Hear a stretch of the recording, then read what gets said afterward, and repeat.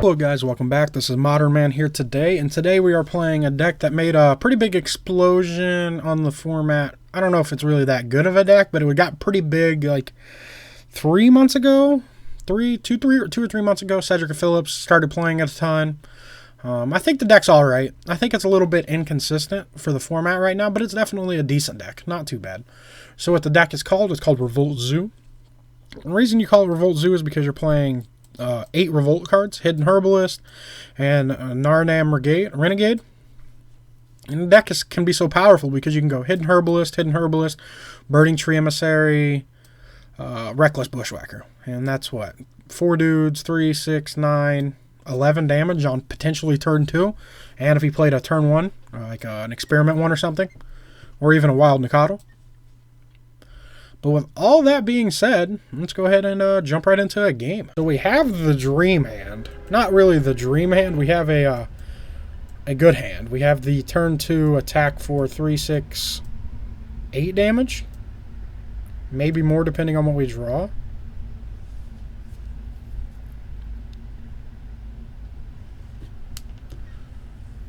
Opponent's deciding whether they want to mulligan or not. They choose to keep. We'll play Forest past turn.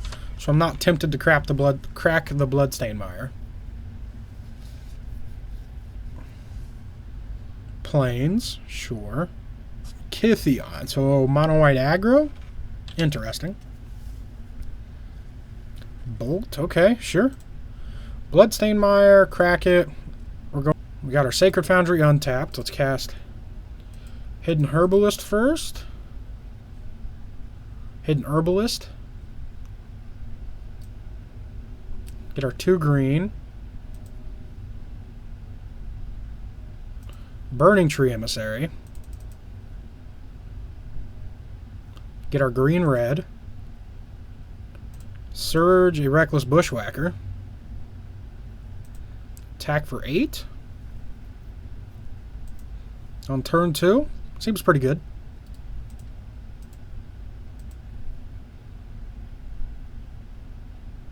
Opponent chooses not to block. Interesting. I don't think that's the wrong play, not blocking, because my opponent's also playing most likely an aggro deck. So it's hard to justify getting rid of your turn 1 drop just to keep yourself from taking damage, in my opinion. Attacks with Kytheon. Sure. We go to 15. We have a Imposing Sovereign. That's pretty good against us. What's that? 6 damage. They're dead if they don't block. Okay. Well, gut check time. Turn all of our guys sideways.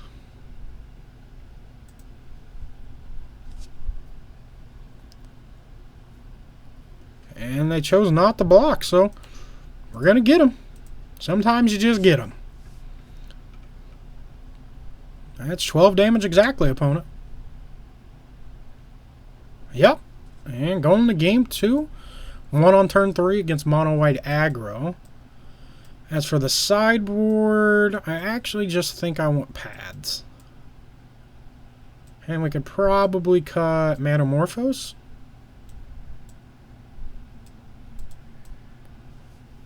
Try it like that. Let me know down below how you guys would have sideboarded, and I'll see you in the game. What do we think of this hand? I think it's alright. I don't think it's awful. Wish we were a little bit more explosive, but we'll keep it. We have a path to stop our opponent if they get explosive. Yjondo Castle, and a Champion of the Parish, sure.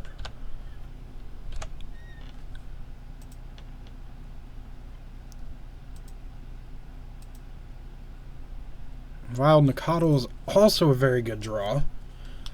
So I think this grabs me Stomping Ground, and the next one grabs me Sacred Foundry. Because I think we're going to lead on Curd Ape. Because it blocks the Champion of Parish. If they have a 2-drop instead of 2 1s. Pass turn. What do you have, opponent? There's a Plains, sure. It is just the 2-drop. Okay, Renown. What does Renown do? This creature deals combat damage to player. If it wasn't renowned, put a +1/+1 counter, and it becomes renowned. Whenever it attacks, if it's renowned, other attacking creature. That's a pretty good card. Not too bad. Not too bad. Sure. You can't attack with your champion, though. It's unfortunate for you.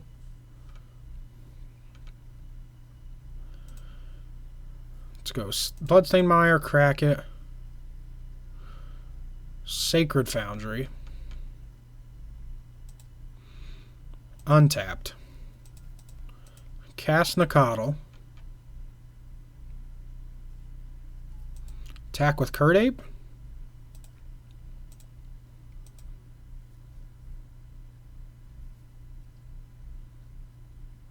See if we can get some double block action going. Nope, no double blocks, sure.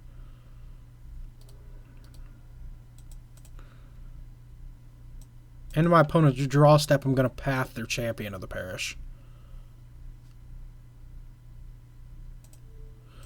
The reason I do it at the end of the draw step is because I would prefer them to draw a basic land, if at all possible.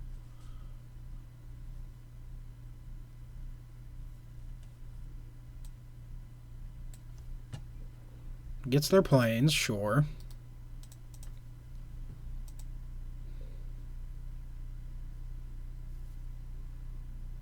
Another planes. Knight of the White Orchid, but they have more lands than me, so that's not awful.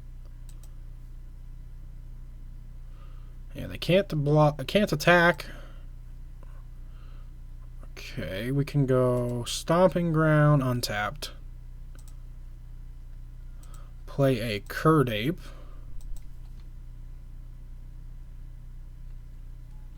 Surge a Bushwhacker.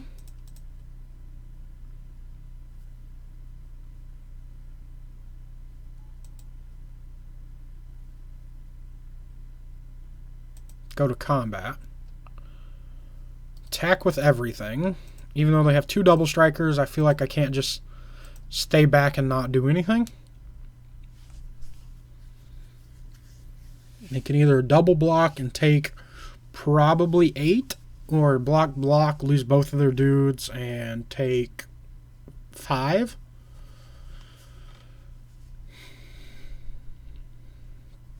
Our hand's not awful if they double block. If we draw another 1-drop or a land, we can Atarka's Command into Bushwhacker,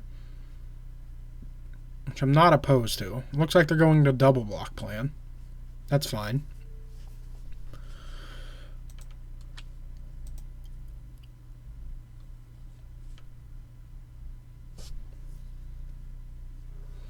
Opponent takes 8, goes to 10.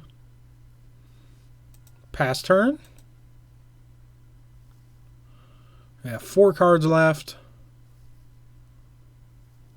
They're probably going to turn sideways here. No, I don't know if they can, actually. Probably with the Lieutenant they have to, but I don't know what else they do.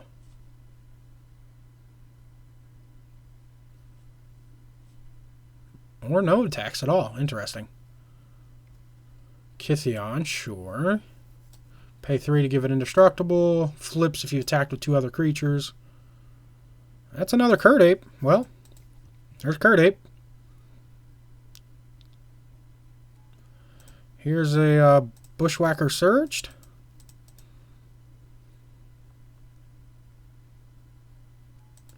I mean, it's not the best draw, but it's not bad. It's better than other draws. I mean, I think the only better draw would have been like a Path or a Nakatl.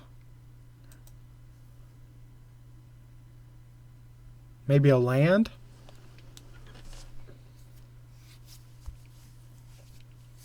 This is why I don't think the mono white aggro decks are as good as the multicolor aggro decks, is because they just don't have enough push. Like, sure, you can be aggressive, but how much finish do you have if you can't, like, use your finisher later in the game? You know what I'm saying? Like, you don't have burn.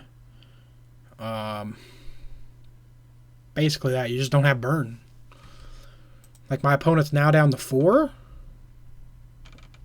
They get to keep all of their dudes, but there's still 3 Atarka's Commands and 4 Lightning Bolts in our deck. And now our opponent always has to make sure they have enough dudes back to block. And we can also draw 2 Gore-Clan Rampagers, so that's what? 3, 7, 8, 9. I guess they can make me attack Gideon. So that kills Gideon, though, if that's what they want to do. I guess I'm down to 6. Huh, maybe that is the right play. Tick up Gideon. I guess I can attack his command. Oh, actually, that might not be the right play. Oh, that's not. He chose to untap a creature. Interesting. Okay, I thought it made all of the dudes attack Gideon. That's a path. So we're going to path your first striker. And I think they're dead. I think we just got lucky there. Brave the elements. That's fine. You're still dead, right?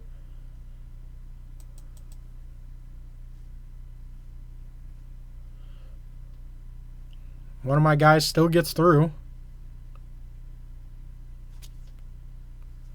Go to combat. Attack with everything. At the opponent, not Gideon.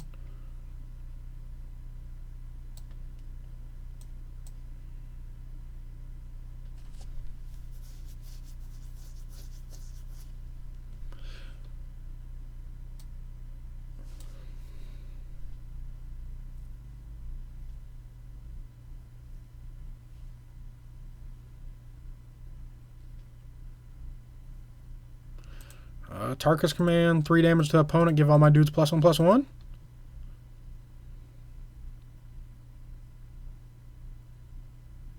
No, I do not wish to redirect the damage to Gideon. And we won the game. Not yet. Now we won the game. I would like to remind you guys to smash that thumbs up button if you guys like what you see and want to see more. Helps me out, helps you out, helps everybody out, allows me to create more content like this on a daily basis. Also, remember to comment down below with any deck suggestions, play suggestions, anything like that, sideboard suggestions even. Also, remember to follow me on Twitter and like my Facebook page.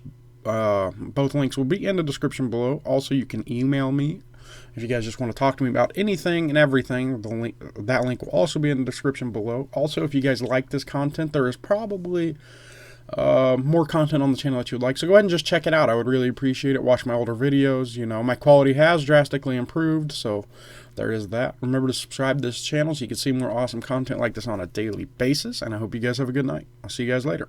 Bye-bye.